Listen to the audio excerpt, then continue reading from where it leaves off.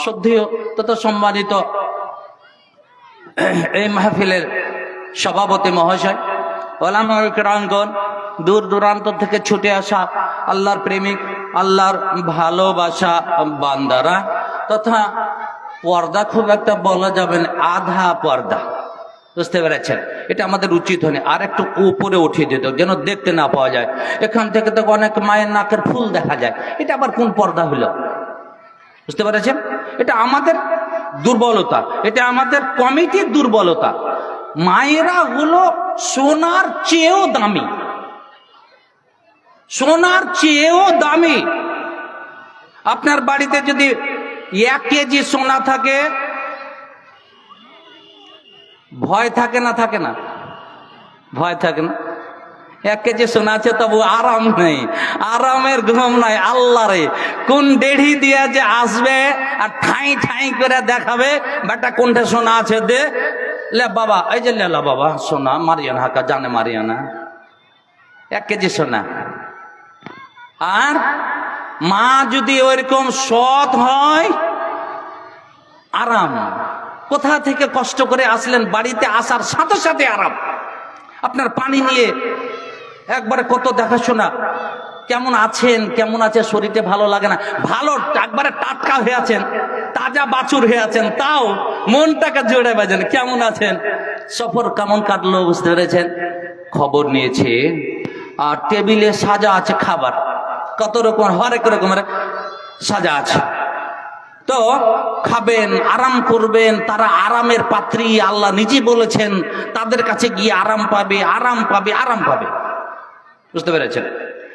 কিন্তু ইসলামকে যারা মানেওয়ালি তারা, এই যে দেখেন এখনো কেচাল যায় না, কেমন করে শান্তি দেবে এরা? হ্যাঁ, কোরআন হাদিস কে এখনো অপেক্ষা করে চলছে। যাই হোক, আমি বলছিলাম মায়েরা শান্তির বস্তু, আল্লাহ রাব্বুল আলামিন তাদের কবুল করেন, বলে আল্লাহ আমিন। আল্লাহ পাক রব্বুল আলামিনের লক্ষ লক্ষ প্রশংসা আছে, যিনি আমাদের এখানে আসার সুযোগ করে দিয়েছেন, তৌফিক দিয়েছেন, বলেন আলহামদুলিল্লাহ। আরো জোরে বলেন আলহামদুলিল্লাহ। এগুলো সব সাক্ষী দেবে, এই যে বাঁশ, এই যে সমস্ত বুঝতে পারছেন কাপড় ধরে সব সাক্ষী দেবে। আল্লাহ, এই লোকটা জালসা শুনতে এসেছিল, আল্লাহ ইমানকে তাজা করে নেওয়ার জন্য এসেছিল, আল্লাহ ক্ষমা করে দাও, একে জাহান্নামে দাও না, আল্লাহ কবুল করে নেবেন, বলেন আলহামদুলিল্লাহ। একবার আলহামদুলিল্লাহ পড়লে কত নাকি? কমপক্ষে 100 নাকি। নবী বলছেন কোন ব্যক্তি যদি কোরআনের একটা অক্ষর বলে কমপক্ষে 10 নাকি দেওয়া হবে। বলেন আলহামদুলিল্লাহ। তো কত আলিফ আছে, লাম আছে, হা মিম দাল ডবল লাম খাড়া আলিফ হা, আল্লাহু আকবার। যখনই কেউ কিছু বলবেন, কেমন আছেন ভাই, কি বলবেন? আলহামদুলিল্লাহ। অথচ আপনি মৃত্যুর সঙ্গে লড়াই করছেন, মৃত্যুর সঙ্গে লড়াই করছেন, যে কোনো মুহূর্তে মালাকুল মউত আপনার কাজ শেষ করে দিবেন, তবুও বলতে হবে আলহামদুলিল্লাহ, ভালো আছে ভাই, আল্লাহ তো হায়াতে রেখেছেন, আপনি তো তসবিহ তাহলিল করতে পারছেন, বুঝতে পেরেছেন? আজকে কয়েকটা মূল মন্ত্র দিব, অল্প সময়ে বেশি নেকি করার। নেবেন তো ইনশাআল্লাহ? নিয়ে যাবেন ভাই, নিয়ে যান। একটু আপনাকে আমি দাদা বলে মনে করছি, আমাকে ইসলামী ভাই বলে আমি মনে করছি। আমিও এক সময় ভাদুর ছাত্র ছিলাম, আমি লদা পাড়াতে আমি জাগির খেতাম। এই যে হাবিবুর রহমান, মুমতাজ, এনতাজ আছে ভাইরা আমার, আলহামদুলিল্লাহ তাদের বাড়িতে আমি ছিলাম। 88 সালে, প্রায় 88 সালে আমি এখানে ছিলাম, তাদের কাছে খেয়েছিলাম, খুব ভালোভাবে তেনারা আপ্যায়ন করেছিলেন। আমি প্রত্যেক জাগিরনির জন্য আলহামদুলিল্লাহ স্মরণ করি এবং দোয়াতে রাখি। আল্লাহ আমার জাগিরনি, আমার শিক্ষক যারা কবরে চলে গেছেন তাদের রুহে মাগফিরাত করে দাও, বলে আল্লাহ আমিন। আল্লাহ, তারা যদি একটু খাওয়ার সুযোগ না দিতেন, বসার সুযোগ না দিতেন, আমার মতো ছেলে পড়াশোনা করতে পারতো না। আল্লাহ, আমি তাদের জন্য ঋণী। এখনো আমার যাওয়া হয়নি, আমার জাগিরের ছেলেরা আছে, তাদের জন্য দোয়া করে ইনশাআল্লাহ। তো যে আল্লাহ আমাদের এখানে এনেছেন, উপস্থিত হওয়ার সুযোগ দিয়েছেন, আরো একবার বলি আলহামদুলিল্লাহ।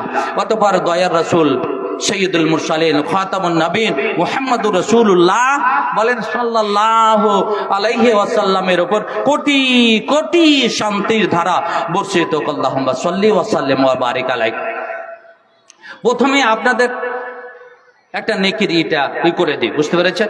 আমি প্রত্যেক জালসা গিয়ে একটা কমন হাদিস বলি। আমি আপনাদের সেই রকম পেশাদারি বক্তা নয়। আমি আপনাদের অগ্রিম টাকা নিব 10,000 20,000 এই বক্তা নই। মোবাইলে টাকা নেব এই বক্তা নই। আজ বক্তাদের অবস্থা বললে খুব করুণ অবস্থা, খুব করুণ অবস্থা, বুঝতে পেরেছেন? আমি এই ফিল্ডে চলছি, আল্লাহ যেন আমাকে ওই রাস্তায় না নিয়ে যান, আল্লাহ কবুলকে বলে আল্লাহ আমিন। গত কয়েকদিন হলো কুচবিহার থেকে, বুঝতে পেরেছেন, প্রোগ্রাম আছে। মাওলানা কত টাকা লাগবে? তা আমি বললাম যে ভাই আমার কথা আছে, আপনি কি দিবেন? কিছুকে দিবেন? বলছে হ্যাঁ কিছু দেবো, ইনশাল্লাহ দিয়েন। আগে দিতে হবে না? না দিতে হবে না। আমি মরে যাবো তো টাকাটা কে দিবে? টাকাটা দিবে কে? আমার ছেলে দিবে? আমার মেয়ে দিবে? না, এই টাকার জন্য ঝুলে থাকবো? আমি টাকার জন্য যাচ্ছি না। যদি আপনি মনে করেন খরচ বলছো, আলহামদুলিল্লাহ, আপনার ইনসাফ যদি হয় আপনি দিবেন, আলহামদুলিল্লাহ। তো আমি আপনাদের সম্মুখে একটা নেকির রাস্তা খুলে দিই। এটা মরা পর্যন্ত করতে হবে। কখন পর্যন্ত? শ্বাস যতদিন চলবে। নবী মুহাম্মদুর রাসূলুল্লাহ সাল্লাল্লাহু আলাইহি ওয়াসাল্লামের হাদিস অনুযায়ী আমি পড়ব, আপনারা পড়বেন আমার সঙ্গে। আউযু বিল্লাহি মিনাশ শাইতানির রাজীম। বিসমিল্লাহির রহমানির রহিম। কুল হুয়াল্লাহু আহাদ আল্লাহুস সামাদ লাম ইয়ালিদ ওয়া লাম ইউলাদ ওয়া লাম ইয়াকুল লাহু কুফুয়ান আহাদ।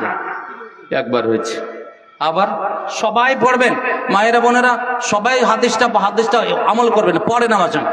বিসমিল্লাহির রহমানির রহিম।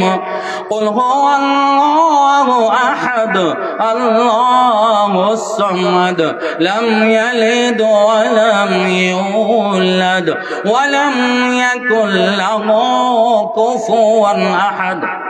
আর একবার বিসমিল্লাহির রহমানির রহিম। কুল হুয়াল্লাহু আহাদ আল্লাহুস সামাদ লাম ইয়ালিদ ওয়া লাম ইউলাদ ওয়া লাম ইয়াকুল লাহু কুফুয়ান আহাদ। কয়বার বললাম? সময় কত লাগলো? 2 মিনিট? এর চেয়ে কি বেশি লেগেছে? না। আমার নবী বললেন, পাকড়তলার মানুষেরা, ভাদর মানুষেরা, কার্বনার মানুষেরা শোনো। নবী বলছে সাহাবেরাকে, হে সাহাবাগণ, তোমাদের মধ্যে কোন ব্যক্তি কি সক্ষম, কোন ব্যক্তি কি পড়তে পারবে? আয়াজু আহাদুকুম সুলুসাল কোরআন ফি লাইলাতিন, এক রাতে 10 পারা কোরআন শেষ করতে পারার কেউ সক্ষম নাকি বলো? 10 পারা কোরআন কেউ পড়তে পারবে নাকি বলো? সাহাবীরা বললেন, ইয়া রাসূলুল্লাহ, ইয়া হাবিবাল্লাহ, এটা কেমন করে হয়? 10 পারা কোরআন তো মানে আমরা তো পড়তে পারবো না। নবী বললেন, দুনিয়ার মানুষ, কোরআনের মধ্যে একটা ছোট্ট এমন সূরা আছে, এই সূরাটার নাম কি? সূরাতুল ইখলাস। সবাই জানে, ওই ছোট্ট ছেলেটাও জানে, ছোট্ট ছোট্ট মেয়েরা জানে, রে ছেলেরা জানে। মারে আমার, বোনরে আমার, বেটেরে আমার, এই সূরাটা এমন একটা সূরা। নবী বললেন, তুমি যদি একবার পড়ো, তুমি যেন 10 পারা কোরআন শেষ করে দিলে। বলেন আলহামদুলিল্লাহ। 2 বার যদি পড়তে পারো, তুমি যেন 20 পারা শেষ করে দিলে। তুমি যদি 3 বার পড়তে পারো, তবে পূর্ণ কোরআন শেষ করে যত নেকি হয় তোমার নেকির খাতাতে তুলে দেওয়া হবে। বলে সুবহানাল্লাহ। কিয়ামতের মাঠে একটা নেকি যদি আপনার কমে যায়, আপনাকে কোথায় যেতে হবে? কোথায় যেতে হবে? জাহান্নামে যেতে হবে। আল্লাহু আকবার। কত গুনাহ করলেন, কত গুনাহ করলাম, একবারও কি চিন্তা করেছেন? এই আওয়াজে কেমন করে মানুষকে বুঝায়, এরা কে বুঝতে পেরেছেন? সবচাইতে পৃথিবীতে মূল্যবান বস্তু হলো মহিলা। আর সব চাইতে ডেঞ্জার বস্তু কি? এই জাতি, এই যে ক্যাচক্যাচালা জাতি, বুঝতে পেরেছেন? আল্লাহু আকবার, আল্লাহু আকবার। এই লাইনের চেয়ে বিপজ্জনক, এই লাইনেও আপনি ধাক্কা খেয়ে বেঁচে যেতে পারেন। নারীদের কবলে পড়লে আপনি ধ্বংস হবেন, আপনার বাপ ধ্বংস হবে, আপনার মা ধ্বংস হবে, পুরো বংশটা জেল খাটতে হবে। উল্টা পাল্টা যদি কেস করে দেয় আপনাকে চলে যেতে হবে। সাবধান হয়ে থাকেন, সাবধান হয়ে থাকেন। এই লাইনের চেয়ে বিপজ্জনক বস্তু। আল্লাহু আকবার। চলেন এবার আপনাকে চলে যান, বক্তব্যের মাঠে নিয়ে চলে যায়। আল্লাহ কি বলছেন? সূরা নিসা সম্ভবত 31 নম্বর আয়াত, 31 নম্বর আয়াত সম্ভবত আল্লাহ রাব্বুল আলামিন কি বলতে চান আর আপনাকে কত ভালোবাসেন আল্লাহ নিজেই বলছেন। কি? বিসমিল্লাহির রহমানির রহিম। ইন তাজতানিবু কাবায়িরা মা তুনহাউনা আনহু ইউকাফির আনকুম সাইয়্যাতিকুম ওয়া নুদখিলকুম মুদখালান কারীমা। আল্লাহ বলে, দুনিয়ার মানুষ রে, তুমি যদি বড় বড় গুনাহ থেকে বেঁচে থাকতে পারো, যাকে আমরা কাবিরা গুনাহ বলি, যদি কাবিরা হয় তাহলে সাগিরা হবে। বড় ভাই যদি আপনার এসে থাকে, তারপরে আপনার ছোট ভাইও এসেছে, বড় এবং ছোট যে সমস্ত পাপ কোরআন হাদিসকে না মেনে আমরা করে থাকি, যে সমস্ত কাজ করে যেটা কোরআন হাদিস সম্মত নয়, তাতে পাপ হয়ে যায়। সেই পাপগুলো হলো দুই প্রকারের। একগুলো হলো বড় গুনাহ আর একগুলো হলো ছোট গুনাহ। বুঝতে পারছেন তো কথাগুলো?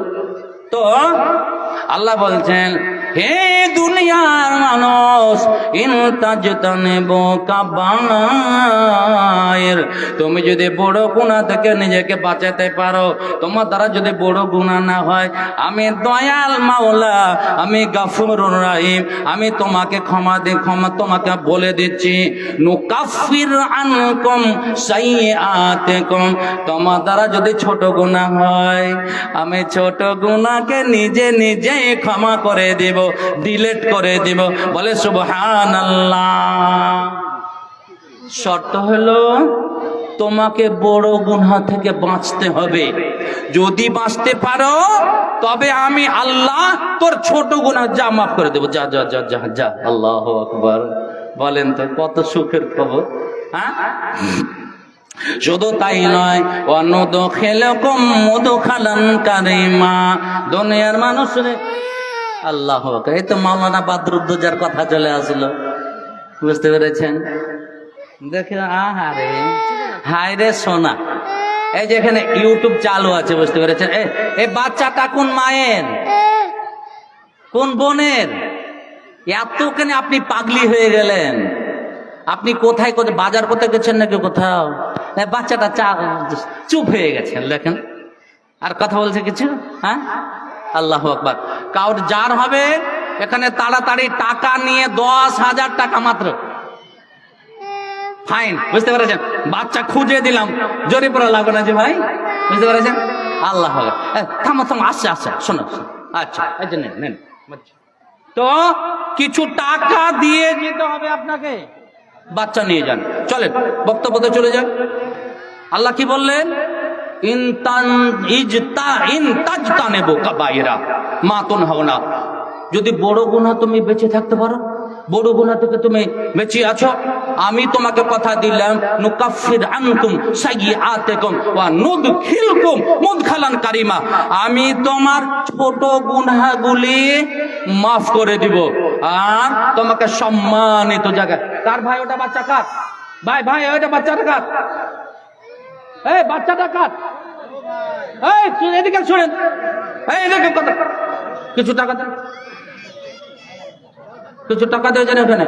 কত সহজ হয়ে গেছে না, বাচ্চা খুঁজে দিব আর আপনি বিনা পয়সায় চলে যাবেন। আলহামদুলিল্লাহ, ঠিক আছে, বাচ্চা পেয়েছে তো আলহামদুলিল্লাহ। চলেন এবারে চলে যাক। আর কি অনুদখিলকুম মুদখালান কারীমা, নবী বলে দাও তারাকে আমি সম্মানিত জায়গায়, যেখানে আপ্যায়ন করা হবে, যেখানে মানুষের কোনো অসুবিধা হবে না, আমি সেইখানে প্রবেশ করার অধিকার দিয়ে দেব। দ্বিতীয় সূরায় আল্লাহ সূরাতুশ শূরাতে বলেন, হে দুনিয়ার মানুষ ভালো করে শোনো, বিসমিল্লাহির রহমানির রহিম, ওয়াল্লাযীনা ইয়াজতানিবুনা, ওরে শোনো, কাবায়িরাল ইসমি ওয়াল ফাওয়াহিশা, যারা বেঁচে থাকে কাবিরা গুনাহ থেকে, ওয়াল্লাযীনা ইয়াজতানিবুনা কাবায়িরাল ইসমি, কাবায়ের এখানে কাবেরাতুনের বহু বচন বলা হয়েছে। ইসম মানে গুনাহ, যারা বড় বড় গুনাহ থেকে বেঁচে থাকতে পারবে, যারা বড় বড় গুনাহ করবে না, বেঁচে থাকতে পারবে। ওয়াল ফাওয়াহিশা, এবং নোংরামি থেকে বেঁচে থাকবে, অশ্লীলতা থেকে বেঁচে থাকবে, ওরে জঘন্য কাজ থেকে বেঁচে থাকবে। ভালো করে শুনো, ওয়াইদা মা গাযিব হুম ইগফিরুন, এবং যখন তারা খুব রাগান্বিত হবে, রাগের টেম্পারটা 100 ডিগ্রি পৌঁছে গেছে, তারপরেও রাগটাকে প্রয়োগ করে না, তারপরেও নিজের রাগটাকে খেয়ে নিল, হুম ইগফিরুন, আমার আল্লাহ বলেন তাদেরকে মাফ করে দেওয়া হবে, মাফ করে দেওয়া হবে। এখানেও পেলাম আল্লাহ বলছেন কাবিরা গুনাহ থেকে যারা বেঁচে থাকবে, অশ্লীলতা নোংরামি থেকে যারা বেঁচে থাকবে, শুধু তাই নাই, যাদের নিজের রাগকে খেতে পারবে তাদেরকে মাফ করে দেওয়া হবে। চলেন মাওলানা, গুনাহ তো বুঝতে পারছি, কাউকে একটা থাপ্পড় লাগিয়ে দিলাম গুনাহ হয়ে গেল, কাউকে বলো এ সালার বেটা গুনাহ হয়ে গেল, এই মুখটাই সব কিছু। তো কাবিরা গুনাহগুলো কোনগুলি, এটা তো যেন একটু বুঝতে পারলাম না, বলেন একটু বলবেন কি? হ্যাঁ, হাদিসে চলেন, আমার নবী বললেন, ওরে দুনিয়ার মানুষ, ভাদো এলাকার মানুষেরা, পাকড়তলার মানুষেরা শোনো, কাবিরা গুণগুলো কোনগুলো তুমি চিনে নাও। কাবিরা গুণ প্রায় 70টিরও বেশি আছে, 70 প্রকারেরও বেশি আছে। এখানে কয়েকটা মূল কাবিরা গুণ কথা আলোচনা করছে, সময় বেশি নাই। আমার নবী বলছেন, আল কাবায়েরু আল ইশরাকু বিল্লাহ, বা কাবিরা যেগুলো গুনাহ আছে, একগুলা হলো মানে সাগিরা গুনাহ, একগুলা হলো কাবিরা গুনাহ, আর একগুলা হলো অতি কাবিরা গুনাহ। কাবিরা গুনার মধ্যেও আবার ভাগ আছে, একটা বড় গুনাহ, একটা অতি বড় গুনাহ। অতি বড় গুনাহগুলো কি কি আপনাকে বলছি। নবী বললেন, আল ইশরাকু বিল্লাহ, আল্লাহর সঙ্গে কোনোদিন কাউকে অংশীদার বানাও না, শিরক করো না। আল্লাহর জাতের সঙ্গে, আল্লাহর সিফাতের সঙ্গে কাউকে জুড়ে দাও না, কাউকে জুড়ে দাও না। হায়াতের মালিককে আল্লাহ, মৌতের মালিককে আল্লাহ, ছেলে দেনেওয়ালাকে আল্লাহ, বাঞ্ঝা করনেওয়ালাকে আল্লাহ। আল্লাহ ছেলে দিতে পারেন, আল্লাহ কাউকে এমন পরীক্ষা করে দেখেন, বেটার পরে বেটা, বেটার ওপরে বেটা, বেটা কোথায় কোথায় কোথায় 11টা বেটা হয়ে গেছে। বুঝতে পেরেছেন? আমার পাড়াতে একজনের 7 বেটা আছে, তো কইছে ওকা চিন্তা পারা যাও, কার বাড়ি যাবে, যে ওই 7 ভাইয়ারকে বাড়ি যেতে দেবো। বুঝতে পেরেছেন? তো 7 ভাইয়া নাম ভেবেছে। আল্লাহ বলেন, দুনিয়া মানুষ রে, আমি যাকে চাই 11টা 12টা করে বেটা দিয়ে থাকি। আমি যাকে চাই আমি শুধু মেয়ের পর মেয়ে, মেয়ের পরে মেয়ে, মেয়ের পরে মেয়ে দিয়ে তাকে শুধু মেয়ে দিয়ে থাকি। আমার ওখানে আর একটা লোক আছে, বলে মাওলানা সাহেব 6টা বেটা হয়ে গেছে, আল্লাহর কাছে যত দোয়া করি বেটা হয় না, বেটি চলে আসে। আল্লাহ, কেউ বেটার লেগে ছুটাছুটি করে আর তুমি বেটির লেগে করছো। বলে মাওলানা একটু দোয়া করে দেন, এই যে মাদ্রাসাতে টাকা দিলাম দোয়া করে দেন। আল্লাহর কাছে দোয়া করা হলো, রব্বুল আলামিন ছেলে এক ধরনের নিয়ামত আর মেয়ে হলো এক ধরনের নিয়ামত। ছেলের কাছে মানুষ লাত খায়, ছেলের কাছে বাপ লাত খেয়ে তাকে অনেক দেখেছি। বাবাকে হত্যা করনেওয়ালা ছেলেকে অনেক পেপারে দেখেছি বা পত্রিকাতে দেখেছি, কিন্তু মেয়ে হত্যা করেছে, মেয়ে লাত মেরেছে, মেয়ে গালি দিয়েছে, এইরকম দেখতে পাইনি। রব্বুল আলামিন তোমার এই বান্দাকে তুমি নিয়ামত দিয়েছো, ছেলে একটা মেয়ে দিয়ে দাও, মেয়ে দিয়ে দাও, মেয়ে দিয়ে দাও। আল্লাহু আকবার। আল্লাহ যে কার দোয়া কবুল করলেন, পরের বার কাছে মাওলানা খুশিতে বুঝতে পেরেছেন, মুরগা নিয়ে চলে এসে মাদ্রাসাতে, মাওলানা একটা আল্লাহ মেয়ে দিয়ে দিয়েছে, খুব ভালো লাগছে। আমার আল্লাহ বলেন কুল্লু নাফসিন যায়কাতুল মাউত, আমি যাকে প্রাণ দিয়েছি আমি তার প্রাণটাকে একদিন কেড়ে নেব। প্রত্যেক আত্মার অবসান আছে, প্রত্যেক আত্মার মৃত্যু আছে। মেয়েটা মাত্র 1 মাসের হয়েছে, তার আগে গয়না তৈরি হয়ে গেছে, পায়ের তোড়া হয়েছে, গলার হার হয়েছে, হাতের বালা হয়েছে। আল্লাহ বলেন ওরে বান্দা, আমি তোকে আজমাইশের জন্য আপনি মেয়েটা তোকে দিলাম, দেখি মেয়েটা কেড়ে নিলে তুই ধৈর্য ধারণ করতে পারছিস কিনা। মেয়েটাকে সাজিয়ে দিয়েছে, 1 মাস পরে দেখতে পাওয়া গেল মেয়েটা দুনিয়া ছেড়ে চলে গেল। নাই নাই, আল্লাহ তো ছেলে নিতে পারতেন, ছেলে তো নিতে পারতেন, মেয়েটাকে নিলেন। দেখি তোমার ধৈর্য কত। এই পাকুড়তলা মানুষ, ধৈর্য ধারণ করো, আমার কাছে সহযোগিতা কামনা করো, আমার কাছে চাও। 2টো জিনিস নিয়ে আসতে হবে আমার দরবারে, আমার অফিসে 2টো জিনিস নিয়ে আসতে হবে। আমার কাছে যদি আসতে চাও 2টো জিনিস নিয়ে আছো, কি?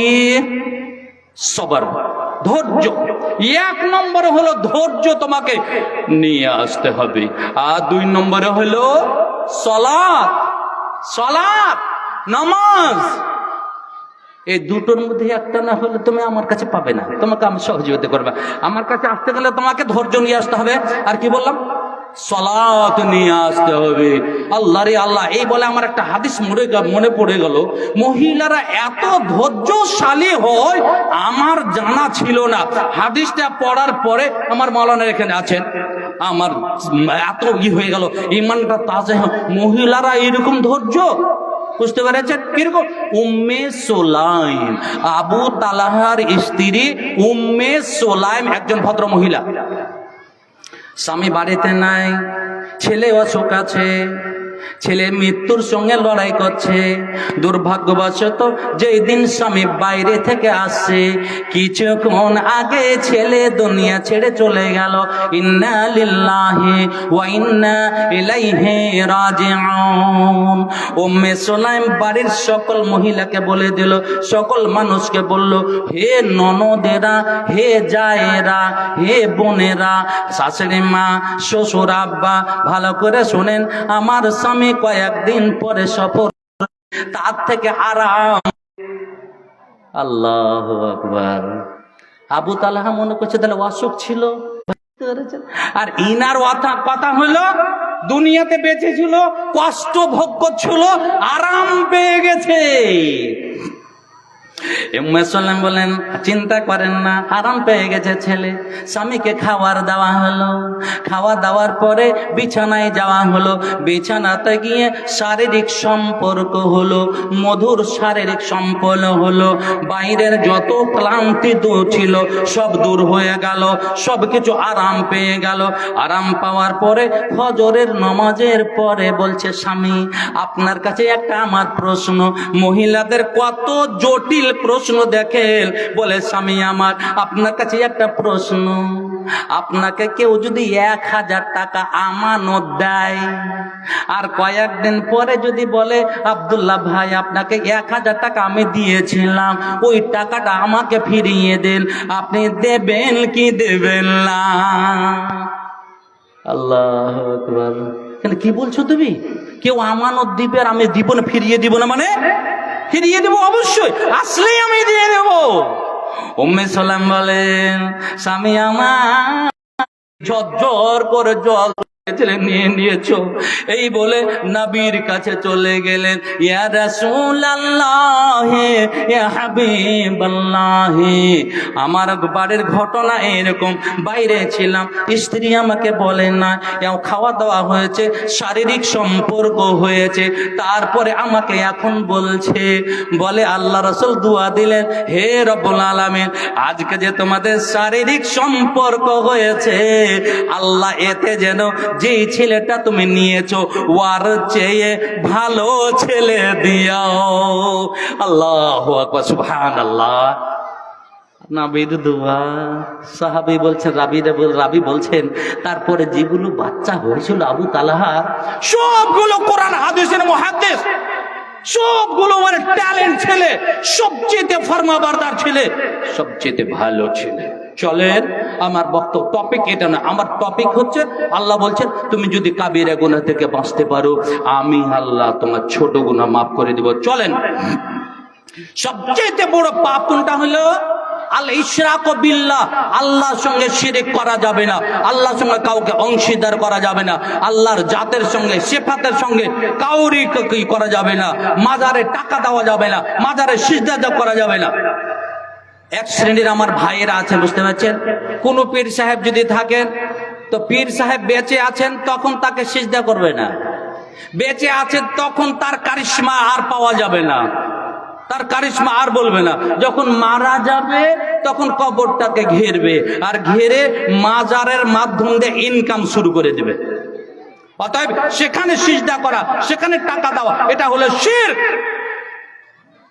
আপনাকে বুঝা, শিরক অনেক লম্বা টপিক, একটা কথা বলে। আর নবী বলছেন মান সাল্লা ইউরাই ফাকাদ আশরাকা, যারা দেখাবার জন্য নামাজ পড়ছে, যারা দেখাবার জন্য নামাজ পড়ছে সে শিরক করলো। আগের জানাজাতে দেখেছি বাবা মারা গেছে, তারপরে ইমাম সাহেব ঠিক জানাজা খাওয়া হওয়ার আগা মুহূর্তে কিছু লোক বলছে মাওলানা ওর বেটা মোহাম্মদ সালিম, কলিম, জামাল এরা কেউ নামাজ পড়ে না, মাওলানা সাহেব আপনি একটু ধরপাকড় করেন না। ইমাম সাহেব আসছে, জলিল কোথায় আছো?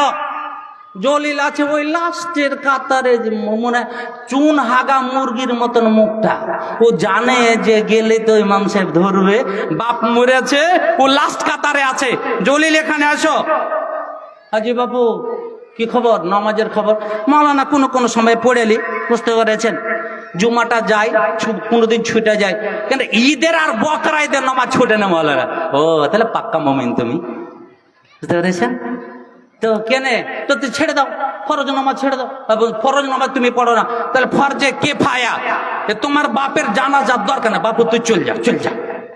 এক দালাল ফেরে ওখানে আছে, কিছুক্ষণ পরে বলছে আবে মুখ চুপ করে বল, মুখটা বন্ধ করে কেন খাড়ে আছিস? কইতে পারে ভুল হয়েছে, বোকা কোনখানকার, বুঝতে পেরেছেন? আর যে দালাল কইছে ও দালাল ফের বেনামাজি, ও নামাজ পড়ে না, ওখানে দালালি করছে, তারা দিয়ে কইতে পারে সেটা তো, বুঝতে পেরেছেন?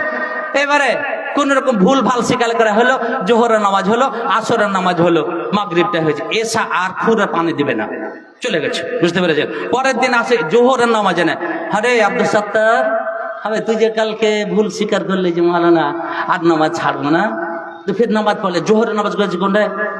ছাড়, মাওলানার কথা ছাড়, বুঝতে পেরেছো? মাওলানার কথা শুনলে হবে না। এখন আর বাড়িতে মরার কেউ নাই, মা আছে, ও শরীরটা এখন ভালো, 20 বছর মরবে না মনে হয়, বুঝতে পেরেছেন? 20 বছর মরবে না, এরই ফাঁকে ইমাম পাল্টে দিবে, আর যেটা ইমাম আছে ও থাকবে না, ও চলে যাবে, ও ঠিক হয়ে যাবে, বুঝতে পেরেছেন? এই অবস্থা। দুদিন নামাজ পড়লো কার ভয়ে? ইমামের ভয়, মোড়লের ভয়, সর্দারের ভয়। নবী বললেন মান সাল্লা ইউরাই ফাকাদ আশরাকা, যারা দেখাবার জন্য নামাজ পড়লো তারা শিরক করলো। নতুন বউ হয়ে এসেছে, শ্বশুর হলো হাজী সাহেব, কয়েকটা দিন নামাজ পড়লো, তারপরে আর নামাজ নাই, নামাজ নাই, নামাজ নাই। ওরে কত মেয়েকে দেখলাম, মাহাদে পড়া মেয়ে, খাদিজাতুল কুবরাতে পড়া মেয়ে, আরো অন্য জায়গায় পড়া মেয়ে, তারা দাওরা ফারে করেছে, তারা আলেমা হয়েছে, শ্বশুর বাড়িতে এসে ঠনঠনা নামাজ নাই, নামাজ নাই, নামাজ নাই। কয়েকটা দিন নামাজ পড়েছ দেখাবার জন্য, তারপর আর চলে গেছে। নবী বললেন তুই থাম, তুই থাম, কতদিন তুই আছিস দুনিয়াতে? তোর কচি কিছুদিন আমি তোকে ঢিল দিয়ে রেখেছে। তুই তো আমার পাকড়াও জানিস না, আমি কেমন করে ধরে, আমার ধরার ব্যাপারে তুই জানিস না, তোকে যেদিন ধরে নেব আর ছাড়বো না। আপনার কি মনে হয় না বেশ কিছুদিন থেকে স্বৈরাচারী করতে করতে করতে হাসিনা স্বৈরাচারী জালেমা বাদশা, হাসিনা বাংলাদেশের বাদশা, আমার সবচাইতে জনপ্রিয় বক্তা দেলাওয়ার হোসেন সাঈদীকে তাকে জেলে পচিয়ে দিল। জেল থেকে বেটাকে দেখতে দিল না, জেল থেকে ফ্যামিলিকে দেখতে দিল না। আল্লাহ বলছে ইন্না বাদশা রাব্বিকা লাশাদীদ। এই হাসিনা বলেছিল আজহারিকে, বেটা তুই ভারত, তুই বাংলাদেশে এসে দেখ, তুই কত বড় মস্তান, বাংলাদেশে এসে দেখ। এখন গেছে কোথায়? হ্যাঁ, কত নাং হতে পারে, কত স্বামী হতে পারে, তুমি পরের কাছে দ্বারস্থ হয়ে আছো। বলা হলো SIR, বুঝতে পেরেছেন? আমরা কত কম্পিত আছি, কত কম্পিত আছি। SIR এ মুসলমান, আপাতত মুসলমানের লাভ হয়েছে না লস? মুসলমানকে খুঁজে পাওয়া যায় না যে এরা বাংলাদেশ থেকে এসেছে, বাকি ওরাই ধুলিসাৎ, ওরাই ধুলিসাৎ। আপনাকে বলি, আমার আল্লাহ বলেন, শোনো শোনো, ওমান আযলামু মিম্মান যুকিরা বিআয়াতি রাব্বিহি তুম্মা আ'রাযা আনহা ইন্না মিনাল মুজরিমিনা মুনতাকিমুন। নবী বলে দাও, পাকড়তলার মানুষদের বলে দাও, ভালো এলাকার মানুষদের বলে দাও, ওই লোকটার যে আর কে বড় জালেম হতে পারে, ওই লোকটার চেয়ে আর কে বড় শয়তান হতে পারে, ওই লোকটার চেয়ে আর কে বদমাশ হতে পারে, যাকে কোরআন হাদিস দিয়ে রিপেয়ারিং করা হয়, কোরআন হাদিসের বাণী শুনিয়ে দেওয়া হয়। যখন জাল সাথে থাকে, মনটা একটু গলে যায় না, আর নামাজ ছাড়বো না, নামাজ ছাড়বো না, কোনোদিন ছাড়বো না। যেমন স্টেজ থেকে চলে গেল, শয়তান বলে বক্তাদের কথা বাদ দিয়ে দেয়, এত ঠান্ডাতে উজু করা যায় নাকি? তুই কি পাগল হয়ে আছিস? হ্যাঁ, এত ঠান্ডাতে উজু করা যায়? আমি কালকে ছিলাম এই কাকা ভাটার এখানে, বুঝতে পেরেছেন তো? এখান থেকে রাত 11:30 পৌনে 12টার দিকে গেলাম। আল্লাহ কি ঠান্ডা, মনে মনে ভাবলাম আল্লাহ আজকে হয়তো তাহাজ্জুদের নামাজ চলে যাবে নাকি। চট করে 2:30টার সময় ঘুম ভাঙছে, বুঝতে পেরেছেন? আপনাকে নামাজটা একটা কঠোর ট্রেনিং, এটা সহজ নয়। টাইম মেনটেন করা, ঠান্ডাতে উজু করা, নামাজটাকে পড়া, বুঝতে পেরেছেন? এটা খুব কঠিন ট্রেনিং, কিন্তু এর ফলাফল একবারে সরাসরি জানেন। যে সমস্ত ভাইরা এখনো নামাজ পড়েন না, আপনি বেঈমান, আপনি কাফের, কাফের, কাফের। আপনাকে সরাসরি বলছি, ওলামাদের ফতোয়া হলো যারা নামাজ পড়ে না তারা কাফের, তারাকে মুসলমানের কবরস্থানে জায়গা দেওয়া যাবে না, ঠাঁই দেওয়া যাবে না। যখন তারা আল্লাহকে মানে না, মুসলমানদের কবরস্থানে তাদের আর জায়গা নেই। তারাকে মরা কুকুরের মতো 2 পা বেঁধে একবার জঙ্গলে ফেলে আসো, কুকুরে খাবে, শ্রীগালে খাবে, অন্য প্রাণীরা খাবে। এখনো আপনার ভয় হয় না? আল্লাহর ভয় এখনো হয় না? আপনি SIR ফর্ম ফিল আপ করতে জানেন না, তবু ছুটে বাড়ালেন 10 দিন ধরে। মাস্টারের কাছে গেলেন, প্রফেসরের কাছে, একটু ফিল আপ করে দেন স্যার, একটু ফিল আপ করে দেন। কেন কেন এত ভয় কেন? ধরেন যে আমাদের বাংলাদেশ পাঠিয়ে দিল, ওটাও তো একটা দেশ, ওটা তো একটা দেশ, থাকার তো একটা জায়গা আছে, ওখানে তো ওরা সম্পূর্ণ মাইরে ফেলে দিবে না, ডিটেনশন ক্যাম্পে আমাদের রাখবে। ধরেন সাপোজ ওখানে তো খাবার দিবে, ফ্যামিলির হতো নাই, কিন্তু খাবার তো দিবে, থাকার ব্যবস্থাতে দিবে। এই দুনিয়াতে এসআইআর আপনি যদি ফেসে যান, বাংলাদেশ পাঠাবে সরকার বলছে, মায়ানমার পাঠাবে সরকার বলছে, কিন্তু ওখানেও থাকার ব্যবস্থা আছে। আমার আল্লাহ বলেন, ওরে শুন শোন, এসআইআর নিয়ে এত তোর ভয়, আর আমার নামাজ ছাড়িস তোর কোনো ভয় হয় না। শুন রে মানুষ, নামাজ যদি তুই ছেড়ে আসিস, তোর সরাসরি জাহান্নাম ছাড়া আর কোনো উপায় নাই। সেখানে লা ইয়ামুতু ওয়ালা ইয়াহইয়া, জাহান্নামে গিয়ে তোর আর মরণ হবে না। বাংলাদেশে পাঠালে ওখানে তোর মরণ হয়ে যাবে, মায়ানমার পাঠালে তোর মরণ হয়ে যাবে, কিন্তু তুই যখন জাহান্নামে দেওয়া হবে, তোর আর মরণ হবে না, আর তোকে জীবন দেওয়া হবে না, একই অবস্থায় তুই থাকবে। তারপরেও তুমি নামাজ ছাড়বে নাকি? আল্লাহ বলেন, ওমান আযলামু মিম্মান যুকিরা বিআয়াতি রাব্বিহি তুম্মা আ'রাযা আনহা। হে নবী বলো, ওই লোকটা সবচেয়ে বড় জালেম, সবচেয়ে বড় শয়তান, যাকে কোরআন হাদিসের বাণী শোনার পরে, তাকে নামাজের গুরুত্ব বলার পরে, সালাতের গুরুত্ব বলার পরে নামাজ ছাড়ে না, নামাজ পড়ে না, নামাজ পড়ে না, মসজিদে যায় না, সবচেয়ে বড় জালেম। নবীরে বলো, ইন্না মিনাল মুজরিমিনা মুনতাকিমুন। তারাকে বলো যারা নামাজ ছেড়ে দেয়, যারা নামাজ পড়ে না, তারাকে বলে দাও, আজ পর্যন্ত, শুরু থেকে নিয়ে আজ পর্যন্ত আমি কোনো জালেমকে ছেড়ে দিন নাই, কোনো মস্তানকে আমি ছেড়ে দিই নাই। যারা যারা জুলুম করেছে তাদের আমি মস্তানে ধরিয়ে দিয়েছি। তাহলে আল ইশরাকু বিল্লাহ, বুঝতে পেরেছেন? আল্লাহর সঙ্গে শিরক করা সবচাইতে মহাপাপ, সবচাইতে বড় গুনাহ। ভাইজান আমার, আপনাকে বলছে আল্লাহর সঙ্গে শিরক করে। দুই, ওয়া উকুকুল ওয়ালিদাইন। এইবারে আপনার সঙ্গে কথা, বুঝতে পেরেছেন? বাপ মার অবাধ্য হওয়া, বাপ মাকে গালি দেওয়া, বাপ মাকে খেতে না দেওয়া, বাপ মার শ্রদ্ধা না করা। ভাইজান আমার, আপনার মা যখন আপনাকে প্রসাব করাতে মালদা নিয়ে গিয়েছিল, মালদা যাওয়া মানে প্রসাব হওয়া মানে মৃত্যুর সঙ্গে লড়াই করা। আপনি এই ব্যথাটা বুঝতে পারবেন না, একমাত্র মায়েরা বুঝতে পারবে কত ব্যথা। অনেক মায়ের কথা শুনেছি, আড়াল থেকে কথা শুনেছি। হে রব্বুল আলামিন, তুমি যদি আমার এই বাচ্চাটা ক্লিয়ার করে দাও, আমি আর কোনোদিন স্বামীর কাছে যাব না, স্বামীর মুখ দেখব না, আর এত কথা সহ্য করতে পারবো না।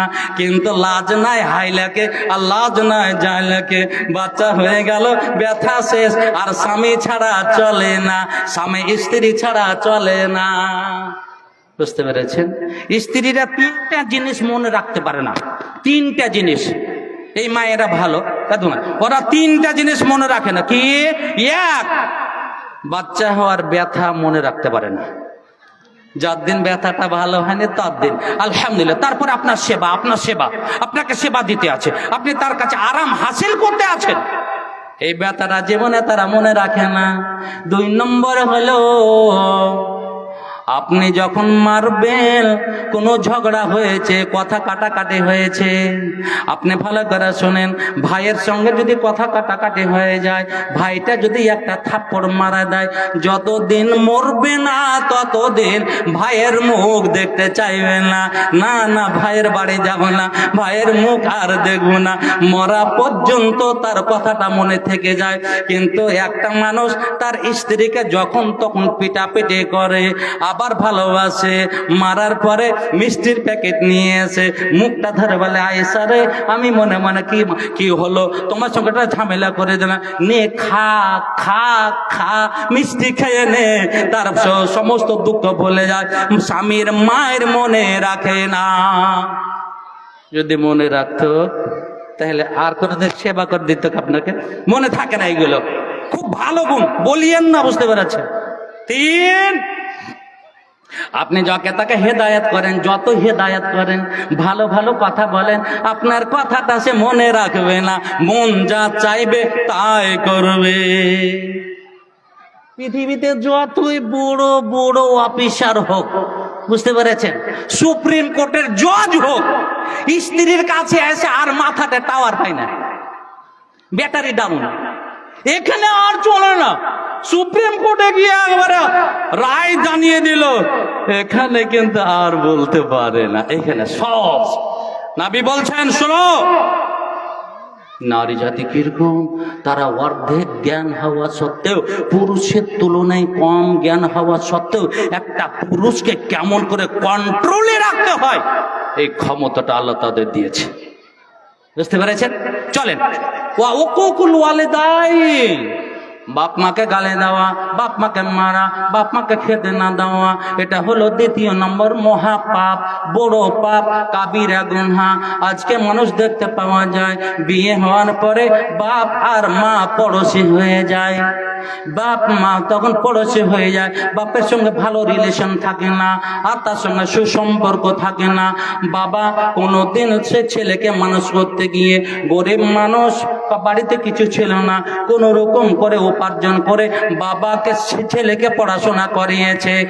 একটা পিস মাংস ছিল, ছেলেটা মিশনে থাকে, ছেলেটা বাড়ি এসেছে, বলে আয়েশা আমাকে মাংসটা দাও না, মাংসটা আমার ছেলে আব্দুল্লাহ মিশন থেকে এসেছে, তাকে তুমি মাংসটা দিও, সে দুটো ভাত খাবে, ভালো করে ভাত খাবে। আজ ওই ছেলেটা শ্বশুর শাশুড়ি নিয়ে মুসাল্লাম করে খায়। শ্বশুর আসতে গেলে গরুর মাংস আছে, তারপরে মুরগা জবাই হয়, তারপরে ডিম হয়, আর আব্বার সঙ্গে 1 মাস ধরে কোনো কথা নাই, বার্তা নাই, বাবা বিছানায় পড়ে আছে, মা বিছানায় পড়ে আছে, কতদিন থেকে মাংস চোখে দেখে নাই।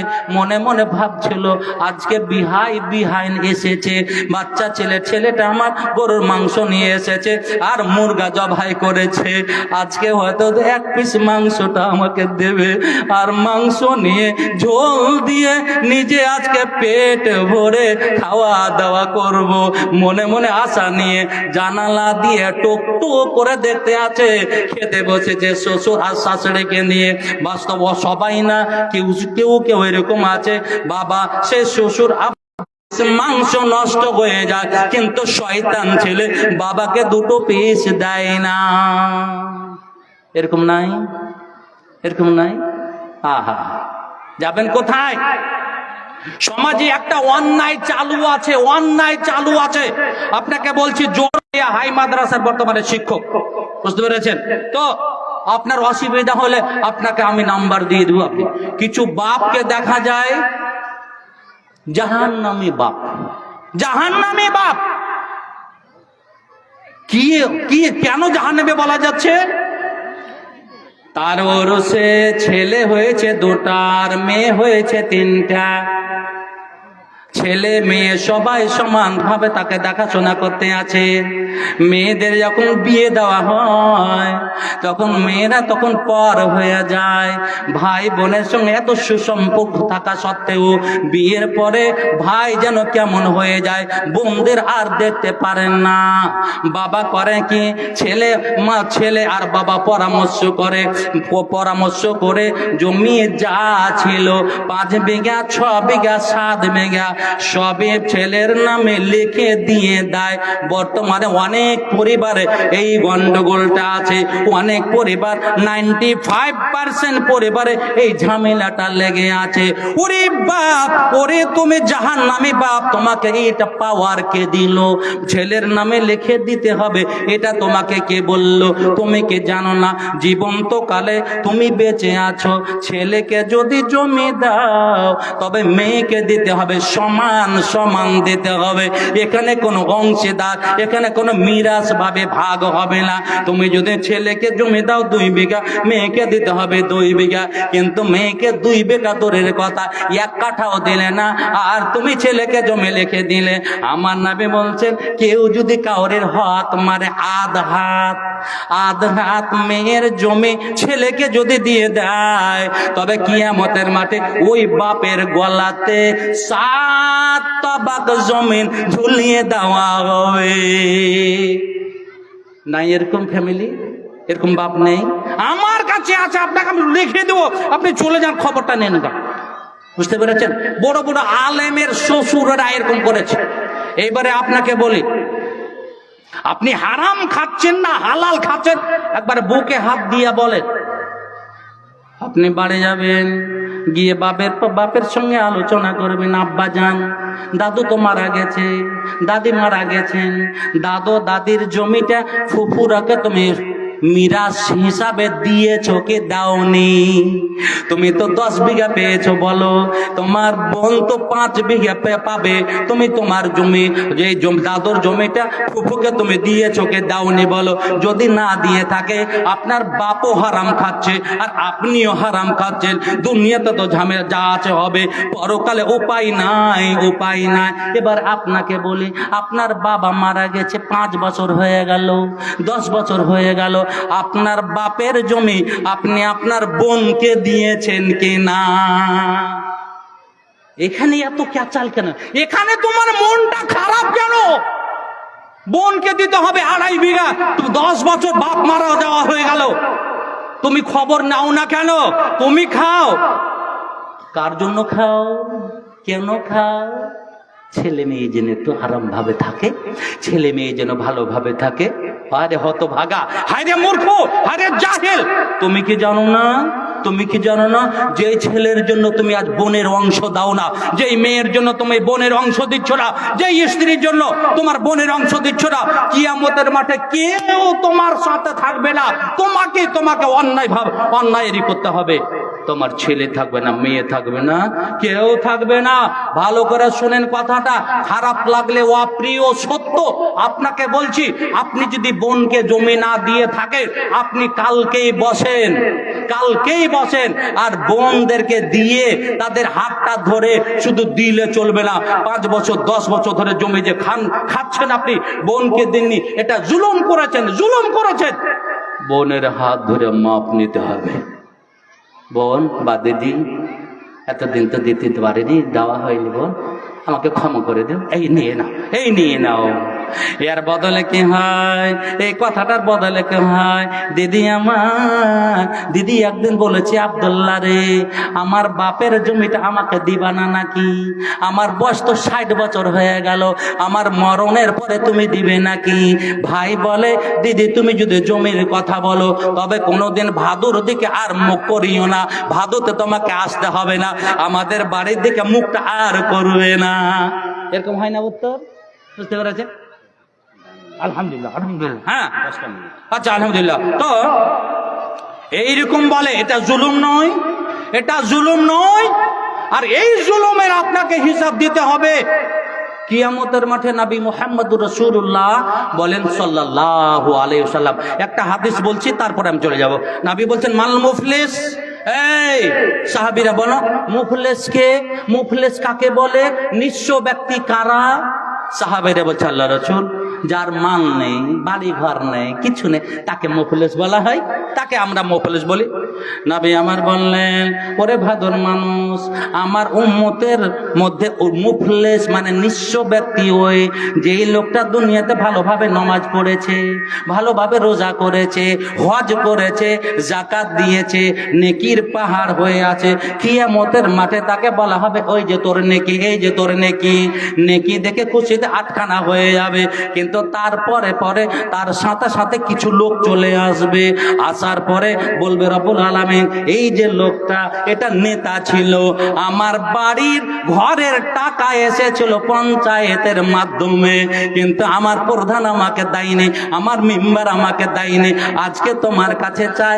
আল্লাহ বলবেন, ওই টাকা অনুযায়ী এই জালেমের নেকি থেকে দিয়ে দাও। বোনেরা আসবে, ভাইকে দে, বাপ আব্বাকে সামনে রেখে, রব্বুল আলামিন, ইনি আমার আব্বা ছিলেন, আমাদের অংশটা না দিয়ে সে মানা করেছিল, ভাইয়ের নামে করে দিয়েছিল, দয়া করে আজকে আমি ইনসাফ চাই। ভাইয়ের কথা বলে, রব্বুল আলামিন, এটা আমার ভাই, আমাদের অংশ দেয়নি, অংশ মেরে খেয়েছিল, আজকে বিচার চাই। সেই দিন নেকি থেকে দিয়ে দেওয়া হবে। নেকি শর্ট হয়ে গেল, আর নেকি নাই, আরো কিছু লোক বাকি আছে, আমার দাবিদার বাকি আছে। আল্লাহ বলবেন, ওদের গুনাহগুলো এর উপরে চাপিয়ে দাও। ওরে নেকির পাহাড় ছিল, নেকির পাহাড় থাকা সত্ত্বেও নিঃস্ব হয়ে গেল। আজ আপনাকে আপনার বিচারে দিয়ে দিচ্ছি এই কথাটা। যদি ভালো হয়, বোনকে না দিয়ে থাকে আপনি বোনকে দেওয়ার চেষ্টা করেন। আপনার বাপ যদি আপনার ফুফুরাকে না দিয়ে থাকে, আপনি সহযোগিতা করে আপনার ফুফুরাকে দিয়ে থাকেন। এবারে আপনাকে বলছি, এখানে ঈদগাহের ব্যবস্থার জন্য আপনাদেরকে ডাকা হয়েছে। মহিলারা পুরুষরা একসঙ্গে নামাজ পড়বেন। নবী মুহাম্মদুর রাসূলুল্লাহ বলেন সাল্লাল্লাহু আলাইহি সাল্লাম, হযরত আয়েশা নারীদেরকে ঈদগাহে নিয়ে যাবে, তারা ঈদগাহে যাবে। যার ওড়না নেই আর যার আছে, এক ওড়নাতে দুইজন শেয়ার করে যাবে, ও তার ওড়নাতে সহযোগিতা করে যাবে। যারা ঋতু অবস্থায় আছে, মিনসের অবস্থায় আছে, তারাও ঈদগাহে যাবে।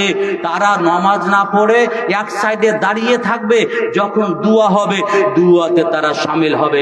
এত কঠোর ভাবে নবী মুহাম্মদুর রাসূলুল্লাহ বলে সাল্লাল্লাহু আলাইহি ওয়াসাল্লাম বলেছেন। কিন্তু এই বাদিয়া সোসাইটি আমাদের বুঝাবে কে? এরা শুধু নামাজ পড়ার একটু ব্যবস্থা করেছে, নারীদের এই সুন্নাত থেকে বঞ্চিত করে দিয়েছে। আজ এই সুন্নাতকে চালু রাখার জন্য, বুঝতে পেরেছেন, আপনাদের কাছে আমি একটু হাত বাড়াচ্ছি। আপনার আব্বা চলে গেছেন কবরে, হয়তো অসহায় পড়ে আছেন, মা চলে গেছেন, তাদের কল্যাণের জন্য, তাদের জান্নাতের জন্য, তাদের গুনাহ মাফের জন্য, একটা সাদকায়ে জারিয়া করে নেওয়ার জন্য আপনার কাছে একটু হাত বাড়াচ্ছি। যারা দেওয়ার ইচ্ছুক আল্লাহর ওয়াস্তে, বুঝতে পেরেছেন, এখানে একটু 10টা মিনিট আমি চেয়ে নিয়েছি কমিটির কাছে, আল্লাহর ওয়াস্তে। আমার মায়েদের কাছে আমি শুনলাম কিছু কালেকশন হয়েছে, কিছু হয়েছে। আচ্ছা, আলহামদুলিল্লাহ, 5 মিনিটের মধ্যে আমি ইনশাআল্লাহ ছেড়ে দেব। আমার মায়েদের কাছে অনুরোধ রাখছি, বুঝতে পেরেছেন, নেপালের যতগুলো জালসা হয় এই সুপোলের, তারা আলহামদুলিল্লাহ এই কাঁসার বদনা, কাঁসার থালা আর হার দিয়ে ওরা পাগল করে দেয় আমার মায়েদের। কার কাছ থেকে একটা নাকের ফুল, কানের দুল, খুব শর্ট সময়ে 5 মিনিটের মধ্যে একটা হার। সেদিন খাদিজাতুল কুবরাতে অনেকটি হার পেয়েছিলাম। যদি কেউ থাকেন দেবেন।